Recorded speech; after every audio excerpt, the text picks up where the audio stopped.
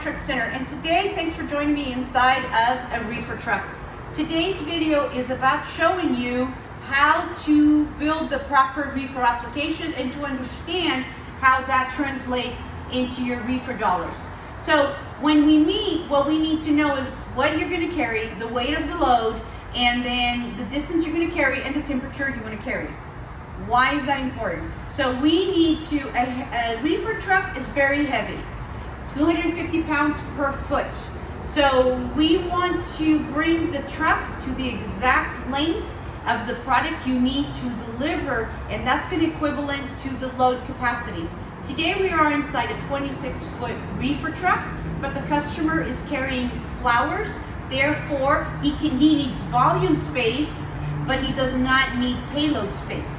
If this was going to be a meat truck, then we probably, on a Class C truck, probably would only go to 18 feet, so then we'd have the adequate payload of about 8,000 to 9,000 pounds for a Class C truck.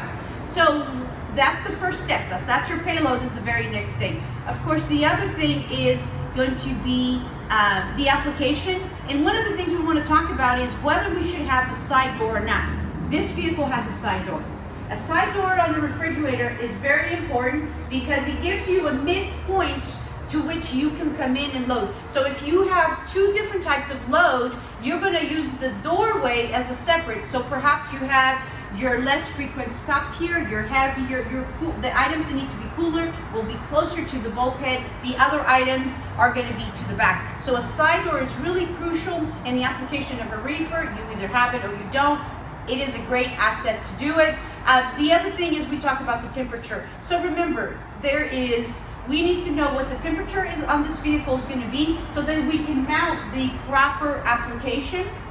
Here in California, there is a CARB ruling for reefers. If you use a self-contained reefer, it is only good for 7 years. After that, you have to re-engineer that reefer. That could be a heavy cost.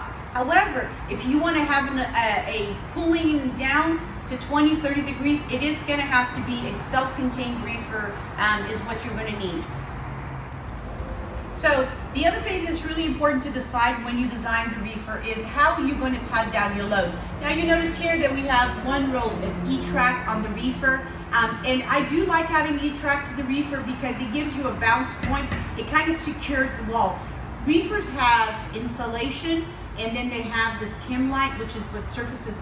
In my opinion, having E-track secures the inside and it kind of keeps load from shifting and damaging the chem light. So it's really important. One of the things that comes standard with reefers as well is the kick plate. Now, in some cases, we raise the kick plate. So if we have a lot of if we have pallets or things that are hitting the bottom of this, if damaged, it could take away from the quality of the cooling of the reefer, then we can increase that. The other big feature of reefers is they have different type of flooring. The most common floor used is what we call inverted T, and you can see that in this floor right here, we have very narrow channels. So this is good for reefer applications that don't have a lot of condensation. Meat would use a deeper groove, so if there's water or anything in between. But if you want to use a pallet jack or a dolly, this is going to be, the inverted T flooring is going to be the application that you do.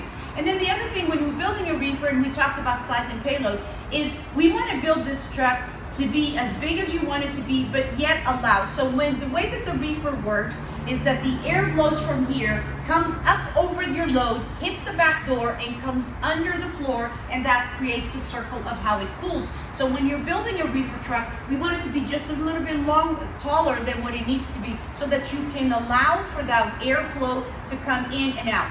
Another big deal with reefer truck is the payload is always an issue, so we really have to look at that lift gate.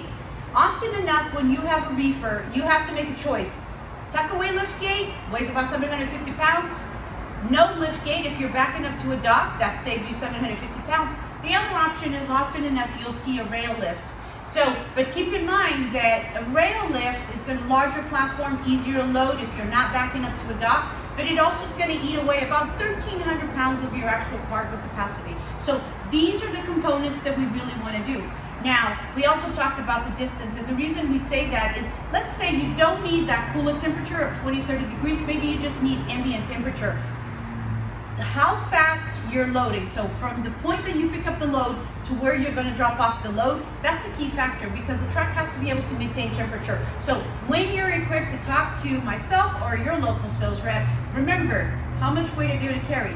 How far are you distancing between stops? And how much weight do you need? Those are the three things. Of course, we want to partner it up with the best chassis in class. We are inside a Hino truck, but I also love the Isuzu FTR truck. So these are your dock-to-dock big applications. But I appreciate your time, and thanks for learning about reefers.